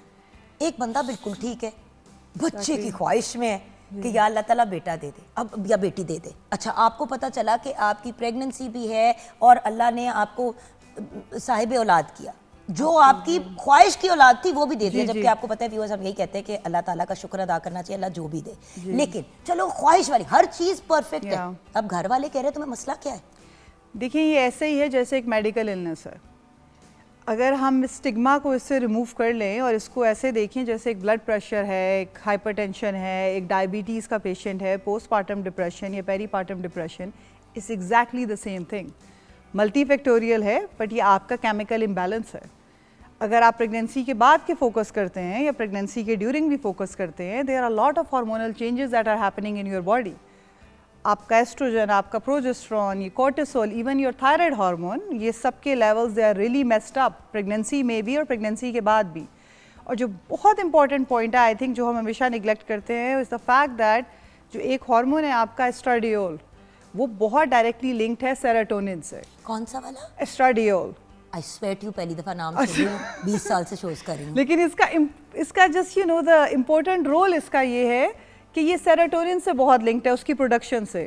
और I am trying to keep it very simple ताकि हमारी ऑडियंस हैप्पी हार्मोन, एग्जैक्टली ये आपका मूड अच्छा करता है। हैप्पी हार्मोन है, इसको इमोशनल रेगुलेशन हार्मोन भी कह सकते हैं कि उसके लिए हेल्प करता है। तो estradiol rapidly right after delivery 24 hours में ऐसे क्रैश करता है, जिसकी वजह से सेरोटोनिन की प्रोडक्शन भी क्रैश करती है, and then you do not have that happy chemical. So initially 75% से 80% तक विमेन जो हैं वो बेबी ब्लूज एक्सपीरियंस करती हैं। ये बहुत कॉमन है, तो ये भी बहुत इंपॉर्टेंट है कि आप बेबी ब्लूज को भी एड्रेस करें, बिकॉज उसकी भी अवेयरनेस बिल्कुल नहीं है। ये डिलीवरी के बेबी ब्लूज पोस्टपार्टम डिप्रेशन नहीं है?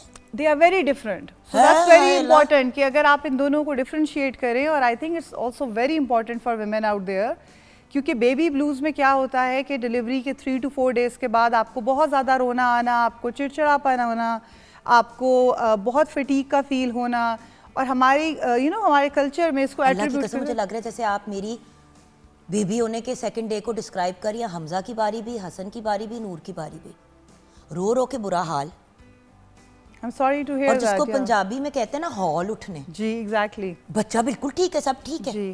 रात को 2 बजे पैनिक में उठ के भागती भी जा रही हूँ और बच्चे को चेक कर रही हूँ कि सांस ले। अच्छा, और फिर बैठे रहना वहाँ पे उसकी नाक के नीचे उंगली रख के। और ये पहले पे नहीं हुआ, ये सब पे हुआ है। ये एक और बहुत इंपॉर्टेंट पॉइंट है। और अगर आपको आपको लोग घूम के कहते हैं तुम तो पागल नहीं जुगन, अगर आपको एक दफ़ा बेबी ब्लूज या पोस्टपार्टम डिप्रेशन हो, chances are 90% of the time आपको सेकंड प्रेगनेंसी में भी होगा। So that's how it works sadly. लेकिन इसलिए बहुत इंपॉर्टेंट है आप अर्ली इंटरवेंशन करें। So you know back to the point कि बेबी ब्लूज और पोस्टपार्टम डिप्रेशन में क्या फ़र्क है, because I think it's very important to highlight that difference for awareness कि बेबी ब्लूज में आपके सिम्टम्स खुद से 10 दिन में चले जाते हैं, दे विल गो अवे। अच्छा, वो तो जैसे वो बेबी ब्लूज को ऐसे कह सकते हैं जो आपकी बॉडी इतने ट्रॉमे से और चीजों से गुजरी है तो वो एकदम से जरा उसकी बस सी हो जाती है और फिर वो अपने आप को खुद ही उठा लेती है। क्योंकि ये मैंने यहाँ पे पाकिस्तान में बहुत जो है विमेन और पेशेंट्स उनसे बात की है, तो वो कहती हैं तो सबको होता है। मेरी सास कह रही थी मुझे भी हुआ था, मेरी माँ को भी हुआ था, बट वो 10 दिन में ठीक हो जाता है। वो जो सबको होता है वो बेबी ब्लूज है। जो पोस्टपार्टम डिप्रेशन है वो 15 से 20% विमेन को होता है, जो कि बहुत डेंजरस है अगर उसको ट्रीट ना करें। और पोस्टपार्टम डिप्रेशन डिलीवरी के 1 हफ्ते बाद भी हो सकता है। आपने डेंजरस कहा, डेंजरस क्यों है? ये आपको वर्ड्स बोलने पड़ेंगे, मुझे पता है हम लोग कहते हुए घबराते हैं, but you will have to actually say the words कि क्या हो सकता है। लोग रियलाइज नहीं करते और फिर बाद में जब अखबार में खबर आती है कि एक खातून ने अपने 3 बच्चों को ड्राउन कर दिया और फिर अपने आप को भी मार डाला, तो हम कहते हैं कि हैं एब्सोल्युटली की हो गया सी जी। तो it was probably an ignored postpartum situation for maybe even years. You know, हम बात कर रहे थे एक दफ़ा कि आप बहुत ज़्यादा well informed है, right? But our probably audience they are not. So I will say कि ये जो आपने बात की है exactly this is what it is. ये एक रीज़न नहीं है कि ये dangerous है। अखबार में आप देखते हैं बच्चे को मार देना, खुद को मार देना, फैमिली मेम्बर्स को मार देना, this is sadly this is the reality जिसमें उस पेशेंट का कसूर नहीं है। जिस बात को लोग नहीं अंडरस्टैंड करते कि they are going through this chemical imbalance in their brain, ये एक मेडिकल इलनेस है। जैसे डायबिटीज़ के पेशेंट को आप कहते हैं आप मेडिसिन लें तो आपका शुगर लेवल ठीक होगा, पोस्टमार्टम डिप्रेशन पेशेंट को it's not just the medicine, family support is very important. अच्छा, अब हम इलाज की तरफ जाएं, Yeah. लेकिन ब्रेक की तरफ चलते हैं। ब्रेक के बाद जब वापस आएंगे हम 2 हिस्सों में इसको डिवाइड करेंगे। सबसे पहले तो हम मैम से ये जानेंगे, डॉक्टर साहिबा से, कि अगर एक इंसान को प्रेगनेंसी के दौरान डिप्रेशन है उसका इलाज क्या होता है, ताकि आप लोगों को क्लियर हो जाए कि कोई इतनी मायूब सी चीज़ नहीं होती कि आपके बच्चे को कुछ हो जाए। एक, और फिर बच्चा होने के बाद अगर औरत फीड करा रही है तो क्या इलाज फ़र्क होता है, और क्या अगर वो फीड नहीं करा रही तो फ़र्क होता है। इस पे आपको डिटेल्स देंगे व्यूअर्स, जब आपको समझ आएगी कि एक्चुअली इस चीज़ को हैंडल करना मुश्किल है लेकिन इलाज आसान है। इलाज आसान इस तरह है कि कभी कभी एक गोली लेने से व्यूअर्स, डेली, कभी कभी एक आधी गोली लेने से आप 2 से 3 हफ्ते में इस मामले से निकल सकते हैं। लेकिन पहले तशखीस तो हो। ब्रेक के बाद इस पे बात करें।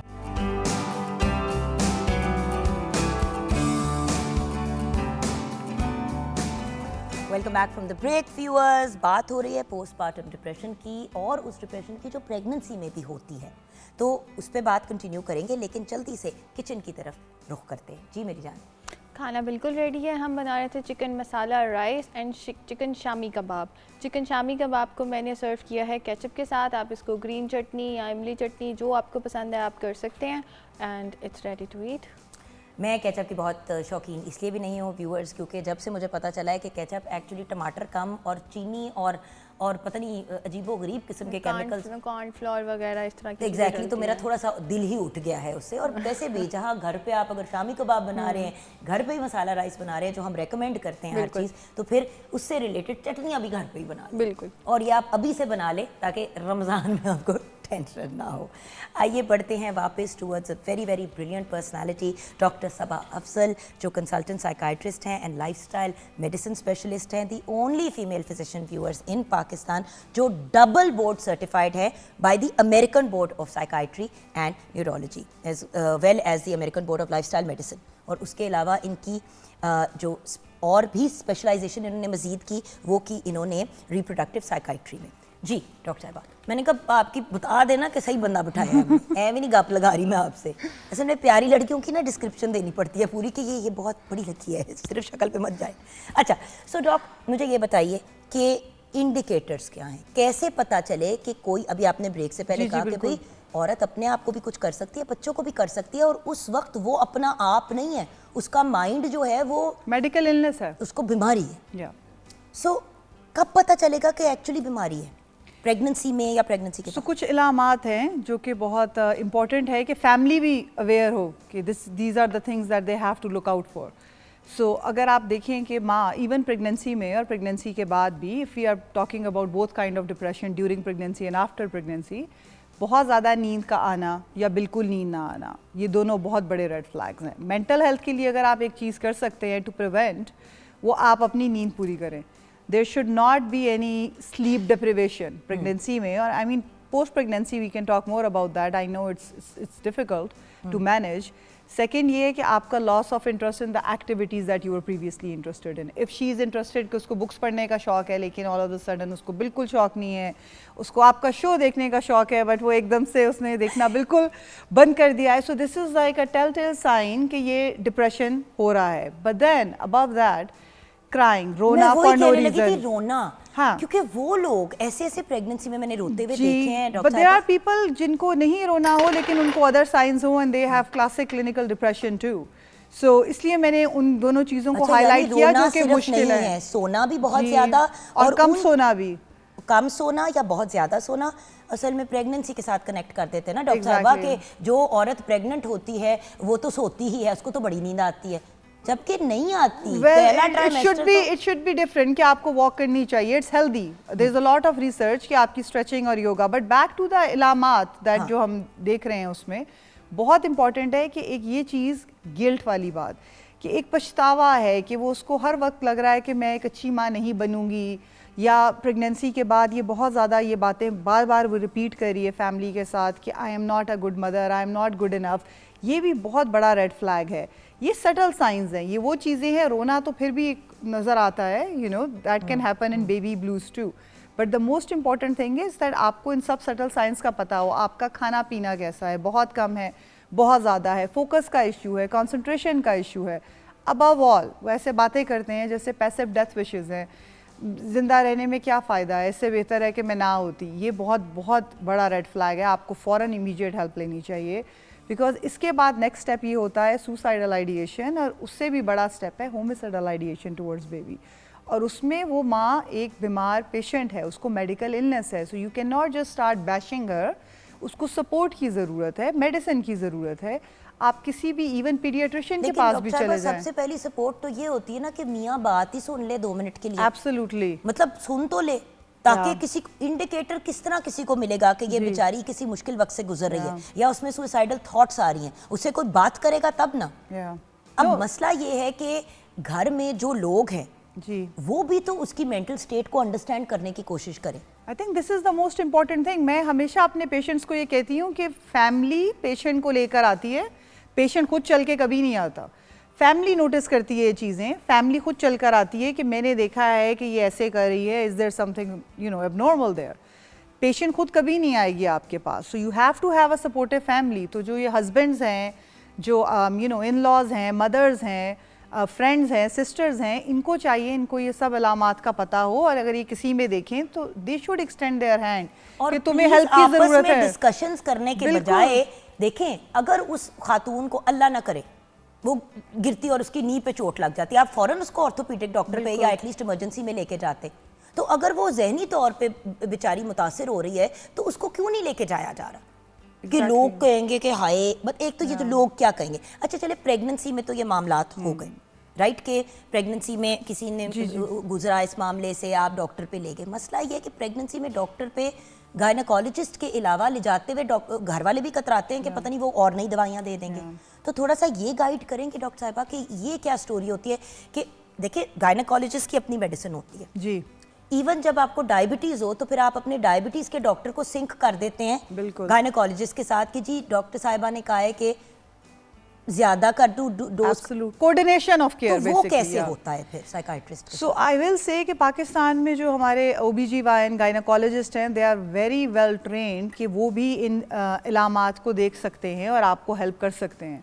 बट द प्रॉब्लम इज कि मैं ये बताने लगी थी, but the most important thing is कि फैमिली की तरफ से बहुत रेजिस्टेंस मिलती है। So the most important thing is कि आप एक साइकाइट्रिस्ट के पास जाएं, आप एक मेंटल हेल्थ प्रोफेशनल के पास जाएं और पेशेंट को उनके पास लेके जाएं, and there are medications out there. बहुत सेफ मेडिसिन है, हो जाता है मेडिसिन से, बिल्कुल ठीक हो जाता है। और यहाँ पे you know I have to emphasise कि अगर आप मेडिसिन ले लें, आप usually 6 months maximum, you know 1 year, अगर बहुत आपकी स्वेयर वो सिम्टम्स हैं आप ठीक हो जाते हैं। लेकिन अगर आप ना लें तो इसके बहुत लॉन्ग टर्म कॉन्सिक्वेंसेज हैं, और ये सिर्फ आपके ऊपर नहीं है, आपके बच्चे की मेंटल हेल्थ पे है। तो यू नो पोस्टमार्टम डिप्रेशन का जो बहुत बड़ा एक इशू है जो हम अक्सर निगलेक्ट करते हैं कि अगर आप माँ को वो ट्रीटमेंट नहीं दे रहे, medicine they are very safe, even they are very safe in breast feeding too, because ये बहुत बड़ा कंसर्न है कि मैं ब्रेस्ट फीडिंग कर रही हूँ तो मैं मेडिसिन नहीं दे सकती। बहुत सी ऐसी दवाएं हैं जो ड्यूरिंग प्रेगनेंसी भी अलाउड है। एब्सोल्युटली। आप मुझे बताएं व्यूअर्स, जिन लोगों को डिप्रेशन का या एंजाइटी का नेचुरली इशू है पिछले 20 सालों से, अगर वो ऑलरेडी मेडिकेशन पे हैं तो प्रेगनेंसी वो किस तरह गुजारेंगे? उनका तो दिमाग उड़ जाएगा। सो उससे रिलेटेड फिर आपको साइकाइट्रिस्ट मेडिकेशन रीएडजस्ट करता है। सो प्लीज ये, क्योंकि कैसे हो सकता है कि औरतें अगर अपनी जिंदगी में 3 दफा भी प्रेग्नेंट होती हैं, बिल्कुल, तो आपने मतलब बेसिकली 2.5 साल तो जिंदगी के आपने प्रेगनेंसी में गुजारे। अब आधी दुनिया जो है वो प्रेग्नेंट हो सकती है, विच इज वुमेन।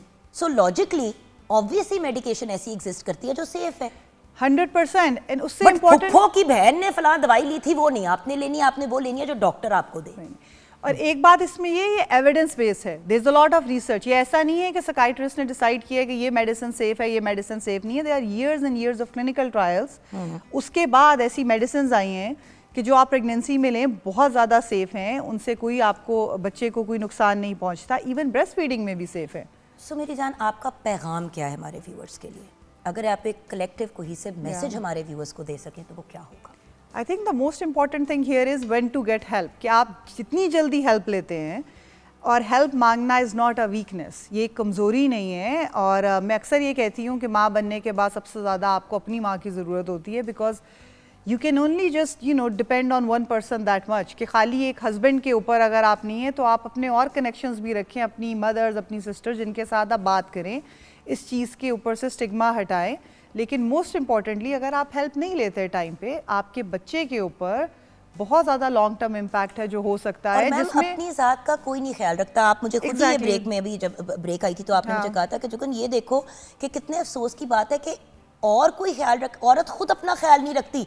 प्रेगनेंसी में भी उसको टोटल अगर अपना ख्याल रखती है तो इसलिए रखते हैं कि बच्चा है अंदर, बच्चा हो जाता है तो टोटल फोकस बच्चे पे होता है, अपनी खुराक, दवाइयाँ शवाइयाँ सब भूल जाती है। लेकिन इसलिए इम्पॉर्टेंट है टू नो कि there are long term health implications on the baby, कि आपके बच्चे को फ्यूचर में ओबेसिटी, आपके बच्चे को डायबिटीज़, आपके बच्चे को developmental disorder, social anxiety, mental health issues, अगर आप प्रेगनेंसी के बाद और प्रेगनेंसी में during that 1 year, it's so critical, अगर आप अपना ख्याल नहीं रखते, फ्यूचर में आपके बच्चों को ये सारी प्रॉब्लम्स हो सकते हैं। And then you look back and then you say कि oh I wish मैंने ये रखा होता, because this is what I keep hearing from my patients. So just to summarize, मैं कभी कभार ये example देती हूँ अपने patients को कि when the aeroplane is crashing, right, वो कहते हैं आप अपने मुंह पे पहले ऑक्सीजन मास्क रखें, फिर आप अपने साथ बैठे हुए बच्चे के मुंह पे रखें। So please इसको ऐसे लें कि अगर आप अपने मुंह पे ऑक्सीजन मास्क नहीं रखेंगे तो आप अपने बच्चे को भी नहीं बचा सकते। So this is very critical to take care of yourself, and it's not a luxury. It's for their well-being, not just for your well-being. So I hope it makes sense. Thank you so much, Dr. साहिबा। Thank you for having me. बड़े ही खूबसूरत अंदाज में आपने हमारे programme को conclude कर दिया, यानी कि मुझे मज़ीद कुछ कहने की ज़रूरत नहीं है, except for the fact that viewers, हाँ अल्लाह ताला की बहुत बड़ी नेमत है औलाद होना, लेकिन अल्लाह ताला ने हमें उससे पहले एक बहुत बड़ी नेमत से ब्लेस किया है, वो है अपनी ज़ात और अपनी जान। तो जो अल्लाह ताला ने आपको एक हेल्दी बॉडी के साथ नवाजा है, उसका भी ख्याल रखें, क्योंकि वो भी अल्लाह की एक अमानत है। और फिर जो अल्लाह मियाँ ने आपको blessings the in the form of children and family. और यहाँ पे ये ज़रूर कहूँगी, औरतें अगर अपना ख्याल नहीं रखती तो क्या घर वालों को नज़र नहीं आता? अगर वो इस वक्त टोटल उसका फोकस है बच्चा, तो कोई तो घर वाला उस बच्ची का ख्याल रखे जिसने बच्चा पैदा किया है। अपना ख्याल रखिएगा व्यूअर्स, खुदा हाफिज़।